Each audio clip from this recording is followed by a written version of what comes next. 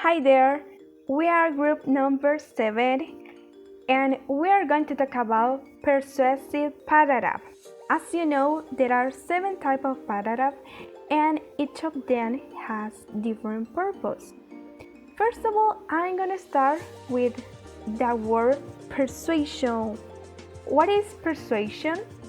Well, persuasion is someone or something to have the power to convince. The word convince in this type of paragraph is very important. But what is persuasive paragraph? Well, persuasive paragraph gives the writer's opinion on the topic and tries to get the reader to agree with it. The supporting details are essential, are very important in a persuasive paragraph.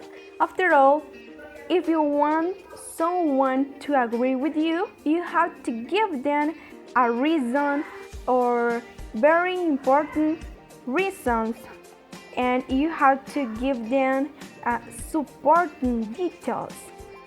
For that reason, this paragraph is very important. That I was telling you, the word convince. You have to convince your readers, and they have to be, if you want to be that they are agree with you, you have to convince them. But what is the goal of this type of paragraph?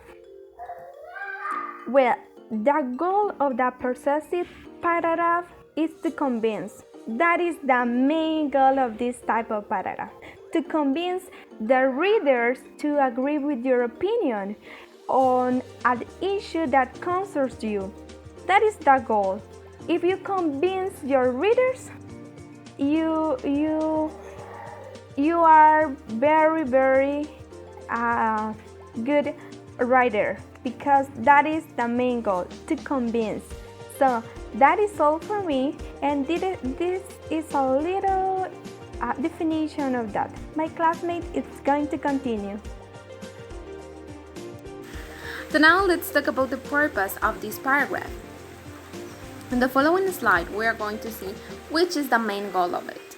And we can see there that the main aim is to make an effective argument. And with this, I'm not trying to say that the writer is going to oblige the reader to believe the same thing that the writer is thinking. It's just that you are going to try to persuade them. We already saw the meaning of this word previously. So we already know what we are trying to do with this. We are trying to make the reader feel or even think in the same way that we are doing by putting the facts together. That's a very important thing that you have to remember when you are writing this type of paragraph, is that you have to support every single idea that you are writing with facts, so that you don't have your reader doubt about what you are saying. Another important thing is how you can identify this type of paragraph. And in the following slide, we can see how we can do that. Over there, we have a kind of diagram in which you can see 2 triangles. The first one is for the introductory sentence, which is a thesis statement, a declarative statement that is comprises of a fact, your opinion, and the reasoning behind your argument. And the second triangle is for the concluding or the transition sentence. There you have the 3 squares left that are the ones that are going to help you. As you can see over there, that are the body sentences. Those are the ones that are going to help you to support the ideas that you are putting into paper. Hi, this is Will, and I'm going to be talking about what is for. So basically, I'm going to talk about the usage of the persuasive paragraph. So to dig in more about this topic, the usage of the persuasive paragraph is basically to pursue the reader, okay, and try to make the reader to change their minds, okay, in regards of a topic. Basically, what we want to do is to move a reader, to make a reader part of our personal thinking. So basically, the purpose of this type of paragraph is to make a point of view that is subjective. We have a difference between objective and subjective. Objective means that we're going to be impartial, but in this case, subjective means that we are going to be as partial as we want to make the reader change his or her mind. Remember that practicing will lead us to perfection, so let's learn, let's work, guys, and let's do our best. Hello guys, today I'm going to talk about the connectors in the persuasive reading. Part of a good presentation means that you understand how to use connectors for persuasive paragraph. If they are not present, well, your paragraph will fall flat and your reader will not be convinced. You have to think about the flow of your paragraph and what you are trying to do with your use of phrases and sentences. So we're going to look at good connectors, words and phrases for paragraph. I'm going to start with the sequence words and phrases. This is to follow the order of your writing. For example, in the first place, secondly, also, finally, and in conclusion. In addition, we have the persuasive written sentences openers that persuade. This helps to make known the important points of your writing. For example, the fact is, most agree that, one reason is, it is important to, it will be better if, another reason is. The next one is the connectives of emphasis. As the name implies, this helps to emphasize an important point. For example, above all, clearly, especially, in needed, in fact, surely, naturally, of course, and obviously. It is also important to mention the connectives of opinion. In this part, we have the next connectors. It will seem, it appears, some people believe, in my opinion, on the other hand, however, and despite this. Finally, we have the connectives that illustrate, and these are, for example, for instance, such as, this can be seen, except for, and unless. Whether you are using persuasive paragraph connectors between sentences, entire or phrases, or sentences between paragraphs, your word connects your arguments and allow the reader to see where you are going to next.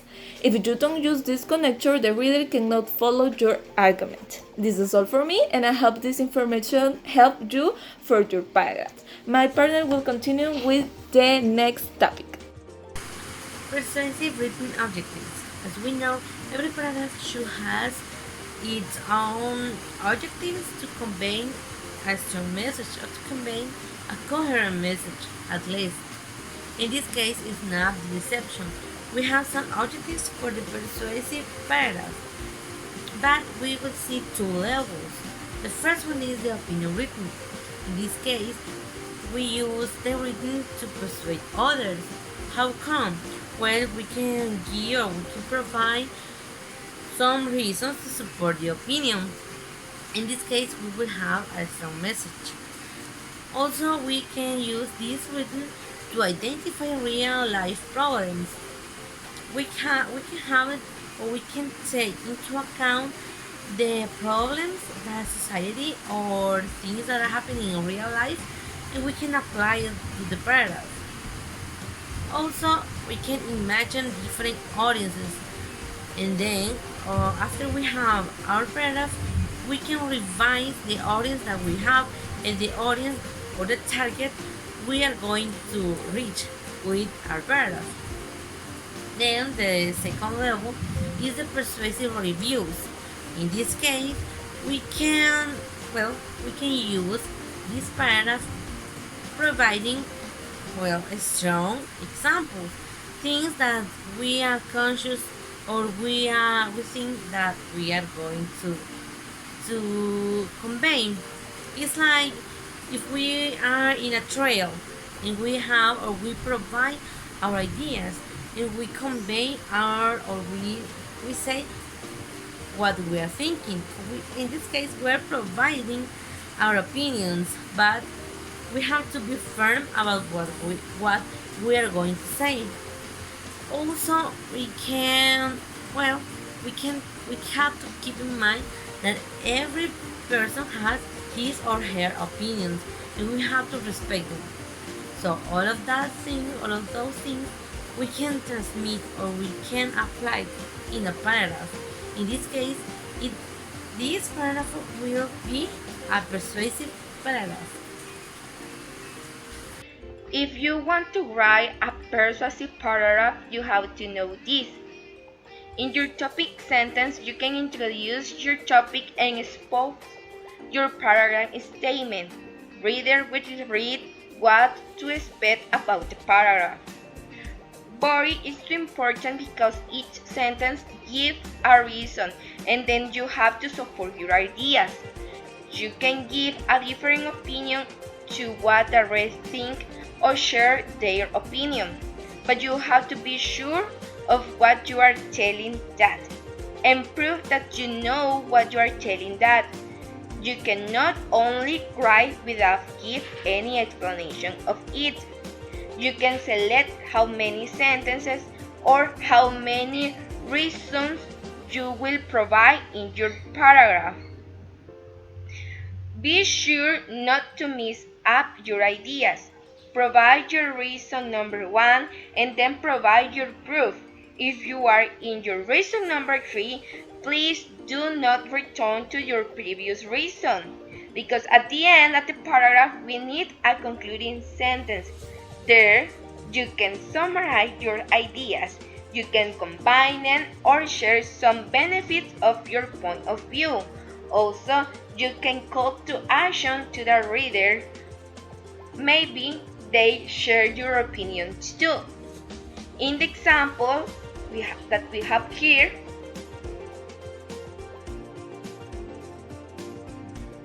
we tell to the reader that each student should decide if he or she wants to take presential classes.